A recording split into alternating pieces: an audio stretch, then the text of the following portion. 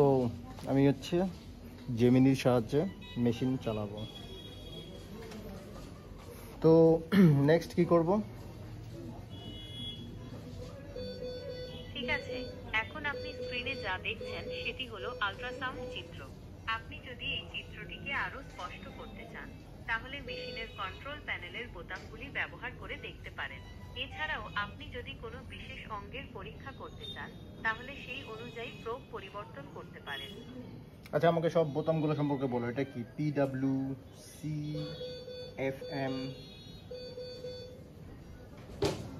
ঠিক আছে, আপনি যদি পালস ওয়েভ ডপলার পিডব্লিউ বোতামটি চাপেন তাহলে আপনি রক্ত প্রবাহের গতি পরিমাপ করতে পারবেন।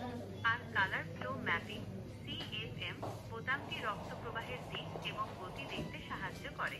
আপনি যদি এই বোতামগুলির কাজ আরো ভালোভাবে বুঝতে চান তাহলে আমি আপনাকে বিস্তারিত ব্যাখ্যা করতে পারি।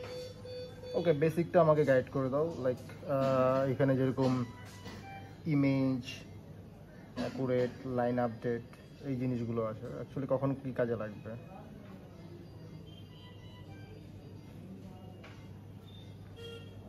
অবশ্যই, ইমেজ বোতামটি আল্ট্রাসাউন্ড চিত্রটিকে স্থির করে যাতে আপনি সেটিকে ভালোভাবে দেখতে পারেন।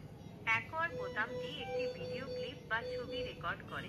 আর লাইন আপডেট বোতামটি স্ক্রিনে দেখানো লাইনের সংখ্যা এবং ঘনত্ব পরিবর্তন করে, যা আপনাকে আরো ভালো মানের চিত্র পেতে সাহায্য করে। আর বিএমটা কি কাজ করে?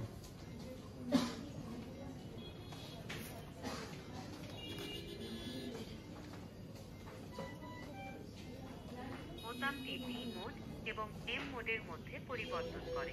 বি মোড অঙ্গগুলির দ্বিমাত্রিক চিত্র দেখায়, আর এম মোড হৃৎপিণ্ডের মতো চলমান অঙ্গগুলির চিত্র সময়ের। আচ্ছা, স্ক্রিনে দেখো যা যা আছে। তো আপাতত আমি চাচ্ছি জাস্ট মেশিনটাকে মানে কি প্রবলেম আইডেন্টিফাই করতে, বা কোনো প্রবলেম আছে কি না আইডেন্টিফাই করতে। তো কি করবো ফার্স্ট? ঠিক আছে, মেশিনটির সমস্যা নির্ণয় করার জন্য প্রথমে নিশ্চিত করুন যে প্রোবটি সঠিকভাবে সংযুক্ত আছে এবং কোনো ত্রুটি বার্তা দেখাচ্ছে কি না। তারপর বিভিন্ন মোড এবং বোতাম ব্যবহার করে দেখুন, যেমন মোড এবং বোতাম, এবং লক্ষ্য করুন স্ক্রিনে কোনো অস্বাভাবিকতা দেখা যাচ্ছে কি না। আপনি যদি কোনো নির্দিষ্ট সমস্যার সম্মুখীন হন তাহলে আমাকে জানান, আমি আপনাকে সাহায্য করতে চেষ্টা করব। আচ্ছা, আমাকে বলো তাহলে যে এটা ডেমনস্ট্রেশন কিভাবে দেবো, যদি কোনো ডক্টরকে ডেমনস্ট্রেশন দিতে লাগে।